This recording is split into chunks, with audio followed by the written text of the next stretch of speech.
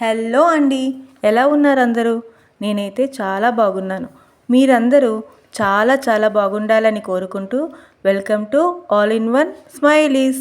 ఈరోజు మనం ఎంతో హెల్దీ టేస్టీ అయిన బీట్రూట్ చపాతీ చేసుకుందాం. బీట్రూట్ తినము అని మారం చేసే పిల్లలకి బీట్రూట్ తినిపించే చాలా మంచి పద్ధతి ఇది. బీట్రూట్ చపాతీ ఎలా చేయాలో చూసేద్దాం రండి. ముందుగా బీట్రూట్ పేస్ట్ చేసుకోవడానికి ఒక బీట్రూట్ శుభ్రంగా తొక్కలు తీసి కడుక్కొని చిన్న ముక్కలుగా కట్ చేసుకోవాలి. ఒక మిక్సీ జార్ తీసుకొని ఈ ముక్కలతో పాటు చిన్న అల్లం ముక్క, 2 పచ్చిమిర్చి, చిన్న కొబ్బరి ముక్క, గుప్పెడు కరివేపాకు వేసుకొని ఫైన్ పేస్ట్ అయ్యేలా గ్రైండ్ చేసుకోవాలి. 1 కప్పు గోధుమ పిండికి 1 బీట్రూట్ సరిగ్గా సరిపోతుంది.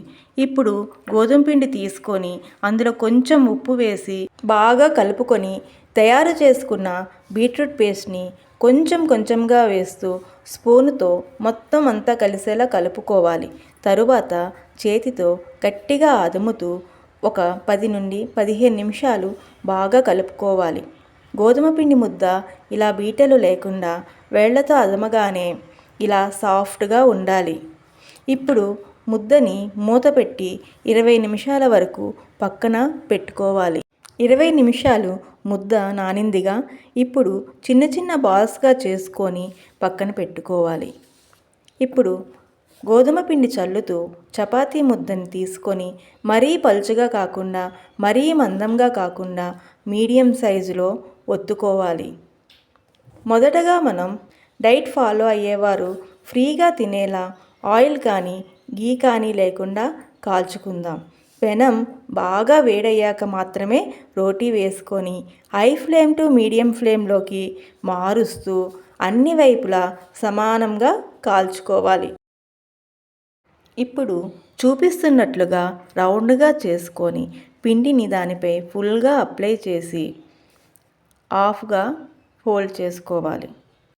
మళ్ళీ గోధుమ పిండిని అప్లై చేసి చూపిస్తున్నట్లుగా హాఫ్గా ఫోల్డ్ చేసి ట్రయాంగిల్ వచ్చేలా పాముకొని బాగా వేడెక్కిన పెనం పైన చపాతీ వేసి హై ఫ్లేమ్లో ఒకవైపు బాగా కాల్చుకొని ఇంకోవైపు టర్న్ చేసి ఫ్లేమ్ని మీడియంలోకి మార్చుకొని ఆయిల్ కానీ గీ కానీ పోస్తూ అన్ని వైపులా సమానంగా బాగా కాల్చుకుంటే సరి.